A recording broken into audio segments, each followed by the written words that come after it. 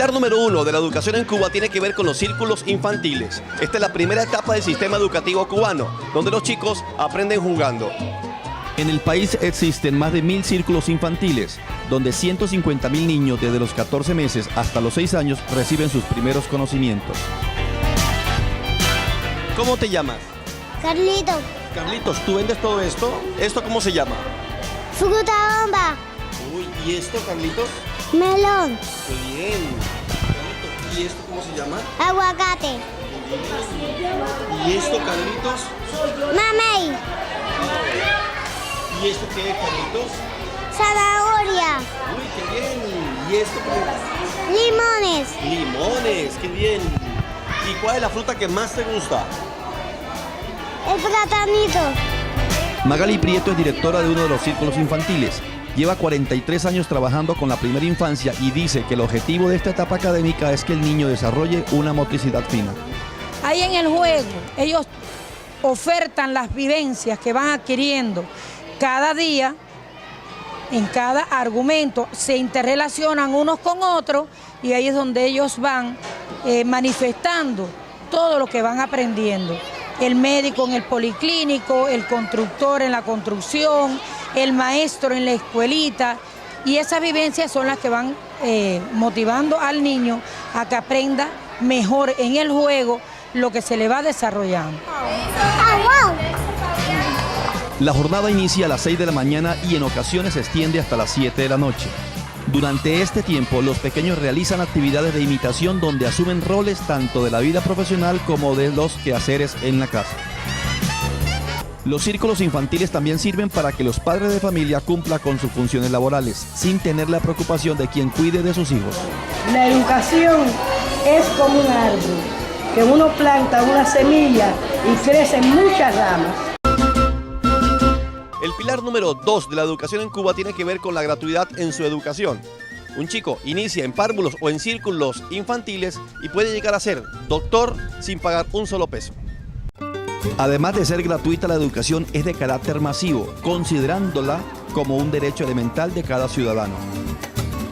Quisimos conocer de primera mano información sobre la gratuidad en este país y en una calle de La Habana nos encontramos con Aide Suárez y Mercedes Cabello. Ellas han obtenido título de doctorado sin tener que pagar un solo peso.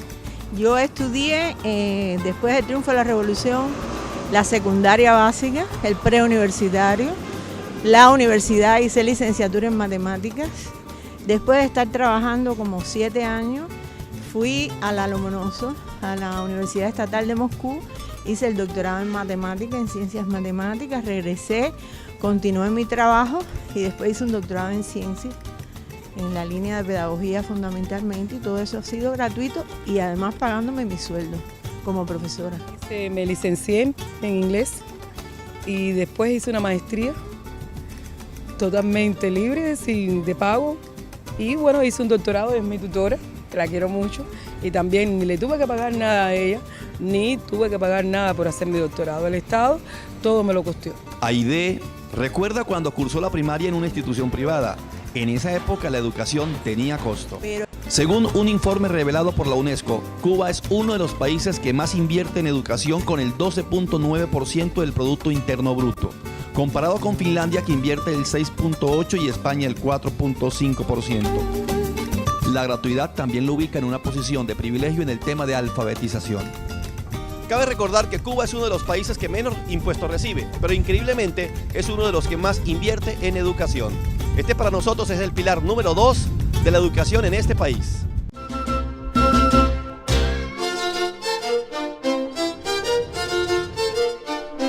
El pilar número 3 de la educación en Cuba tiene que ver con sus escuelas secundarias. Visitamos una de ellas en el municipio de Boyero, aquí en Cuba, y esto fue lo que encontramos. Con el desarrollo de la campaña de alfabetización nació la secundaria en los años 60. Y tan solo 20 años después logró consolidarse, conformando los 9 años de estudio para toda la población. Agrupa a jóvenes entre 12 y 14 años y según investigaciones es una de las etapas académicas que más requiere dedicación por parte de los estudiantes. Tanto así que tiene un proceso especial de adaptación desde la primaria. caso de la primaria, nosotros empezamos a trabajar con los estudiantes desde que están en cuarto grado. Es decir, los estudiantes que actualmente, los profesores que tenemos en séptimo grado, empiezan a trabajar con esos estudiantes que están en cuarto grado y que en un tránsito de 3 cursos lo vamos a estar recibiendo y estar dejándole al maestro de la escuela primaria cuáles son los elementos de conocimiento por los cuales debe calzar más, profundizar con el estudiante para que una vez que ingresa a la secundaria básica pueda transitar por los diferentes contenidos sin ninguna dificultad. Las asignaturas propias de la secundaria en Cuba son las siguientes: habilidades propias de la lengua materna, matemáticas, ciencias sociales y naturales, inglés e historia. Además, los estudiantes tienen que cumplir con actividades sociales que beneficien a la comunidad. Me preparan muy bien, todos los días me dan muchas clases debido en los turnos de formación vocacional, en todos los turnos nos enseñan, nos preparan para un futuro. La isla cuenta con 984 secundarias básicas y 257 de ellas están en la zona rural.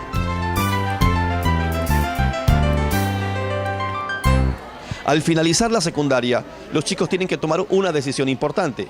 Este grupo de 9º grado tiene que escoger si van a los preuniversitarios o van a los vocacionales, que es el pasaporte para ingresar a una universidad. Para nosotros, la secundaria es el pilar número 3 de la educación en Cuba. El pilar número 4 de la educación en Cuba tiene que ver con las escuelas vocacionales o las preuniversitarias. Estudiantes de 10º, 11 y 12 entran a estas instituciones y se preparan por 3 años para poder adquirir el paso o el pasaporte a la universidad.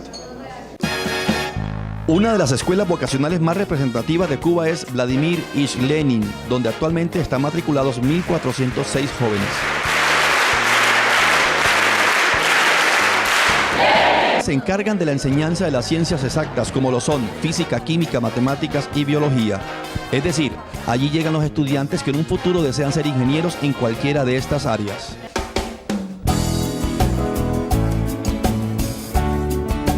La Lenin cumple más de 40 años de existencia con un total de 42.558 egresados. Definitivamente una institución donde el talento se lleva en el alma. Y ahora lloraba por verla morir, pero entonces lloraba por mí. Y ahora lloraba por verla morir.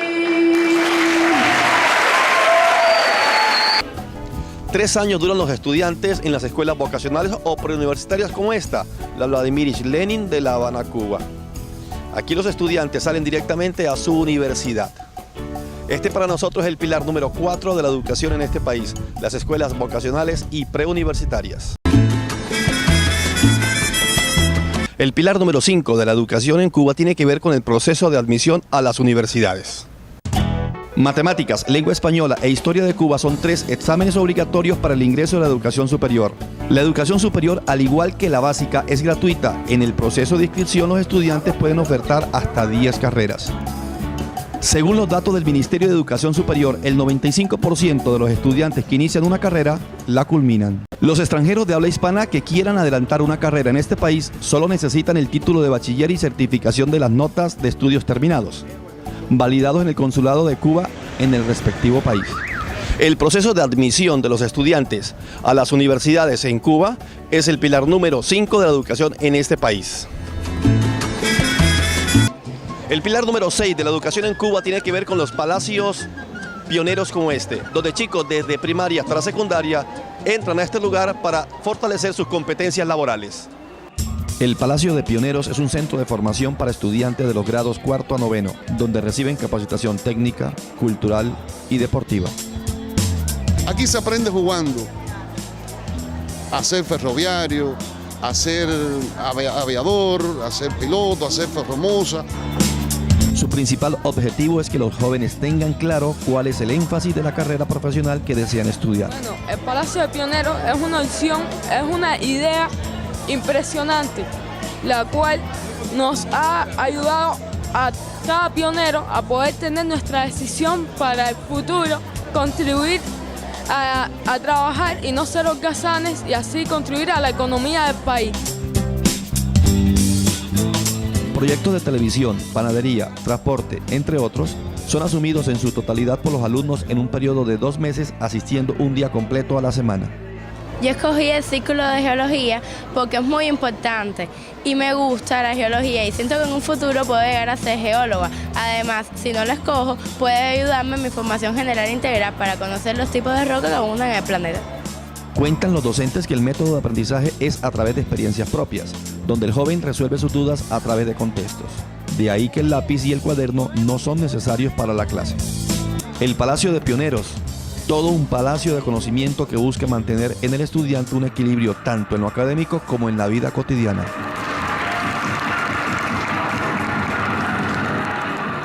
Son 215 instituciones educativas pioneras como estas en toda Cuba, donde se descubren los talentos de los estudiantes. Este para nosotros es el pilar número 6 de la educación en este país. En Cuba no encontramos un ministerio de educación como normalmente encontramos en los países latinoamericanos y del mundo. En Cuba hay 2 ministerios de educación. Uno, Ministerio de Educación General o Básico, y otro, Ministerio de Educación Superior. El número elevado de matrículas en la educación básica y en la superior obligó al gobierno cubano a crear otro ministerio que se encarga de la parte universitaria. Hay 2 funciones diferentes, hay 2 formaciones diferentes, hay 2 modelos diferentes. Es decir, una formando universitarios y personal especializado y otro formando una cultura general que signifique, ¿me entiende?, la elevación del nivel cultural de la población, etc. Aunque tienen funciones diferentes, trabajan mancomunadamente en proyectos que fortalecen a los jóvenes en lo social. Es decir, los índices que hoy presenta la educación superior en Cuba es gracias a la atención focalizada y específica que se le hace desde las universidades y desde el Ministerio de Educación. Estos 2 ministerios se crearon hace 37 años para trabajar por la educación de Cuba. El pilar número 8 de la educación en Cuba tiene que ver con la dualidad en los maestros o la interdisciplinaridad de ellos. ¿Cuál es el segundo paso que vamos a hacer? Para docentes y estudiantes, este es uno de los cambios más sustanciales que ha realizado el Ministerio de Educación en Cuba, el cual busca garantizar una atención personalizada e integral para los adolescentes. En el caso de que uno pierda una materia o algo así, lo primero que hacen los profesores de aquí es apoyarte, enseñarte, ver en qué te equivocaste para poder perfeccionar esos pequeños errores. De conocer la realidad de la educación cubana. Junior Suárez, rector de la institución de secundaria, explica en qué consiste esta modalidad. 3 cursos para acá se está trabajando con el profesor por dualidad de asignatura. Dígase, un profesor es capaz de dar biología química, otro da biología geografía, que son las asignaturas que están muy relacionadas, otro da matemática con la física, uno educación laboral con la informática, el otro da la historia cívica y bueno, el único que se mantiene solo es el español con la literatura, que siempre trabajamos unidos. Entonces, este maestro, bueno, incide desde las 2 asignaturas en un mismo grupo. Y también se evita un tanto que el mismo estudiante tenga la influencia de 8 o más profesores.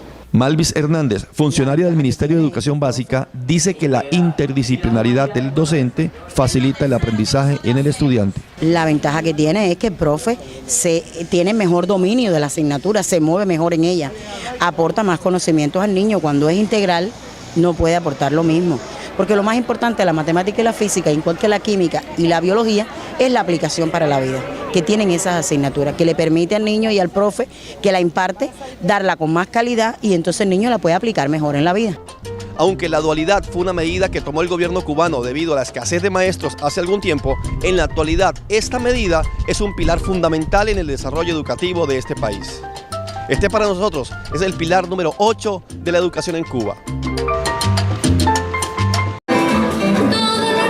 Humanos, debemos cantar el sol, recordando a los soneros que les tienen tradición. A venir llamando monos, a Miguelito Muní, también a Ignacio Primero y a Gran Félix Chapotín. Canta mi soñame, con la de Maraquite, canta mi soñame. El pilar número 9 de la educación en Cuba tiene que ver con los consejos de padres. Ellos juegan un papel muy importante en la educación de sus hijos. Los padres de familia trabajan de la mano con los directivos y docentes. Ellos se encargan de complementar funciones que ayuden a los jóvenes en cuestiones de valores sociales. Porque tengo un padre que es carpintero y en algún momento me puede dar el ciclo de carpintería, uno de albañilería, quizás, bueno, felizmente tengo la escuela de enfermería, tengo el hospital William Soler, el hospital nacional cerca, pero yo tengo varios padres que son médicos, enfermeras que en algún momento me imparten el ciclo de enfermería, de medicina, de gastronomía.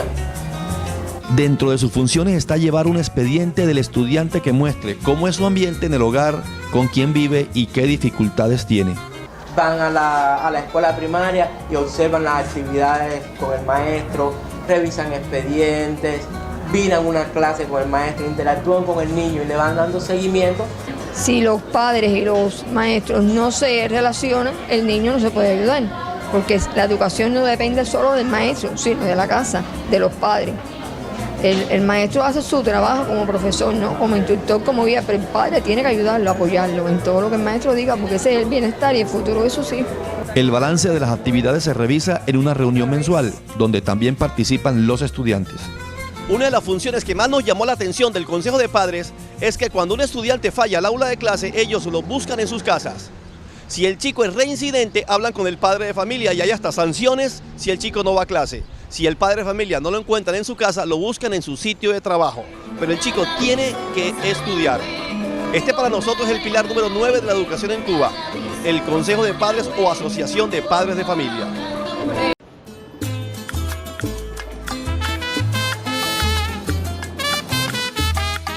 El pilar número 10 de la educación en Cuba tiene que ver con su nacionalismo. Legados como el de José Martí, entre otros, influyen directamente en la educación en este país.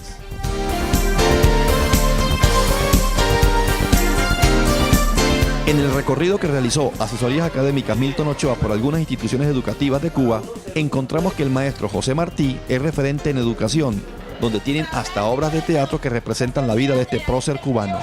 Si eso nos manda la patria, sí, tampoco te conmueve la sangre y la muerte que te aguarda. En todas las escuelas es obligatorio usar los primeros minutos para analizar las efemérides del día, con el objetivo de crear identidad en los estudiantes. Gracias a la educación en Cuba podemos prepararnos para un futuro. Querramos hacer lo que querramos. Ya seamos maestros, aquí nos enseñan cómo educar a los alumnos, cómo tratar con ellos, cómo educarlos correctamente. Querramos ser abogados y nos enseñan que tenemos que prepararnos muy bien para esa profesión. Sea lo que sea que nosotros decidamos en un futuro, aquí en las escuelas nos preparan para ello. El respeto por los símbolos patrios, la historia de los próceres, al igual que el compromiso y la lealtad, son temáticas evaluadas en el aula de clase. Indiscutiblemente el pilar número 10 es el nacionalismo.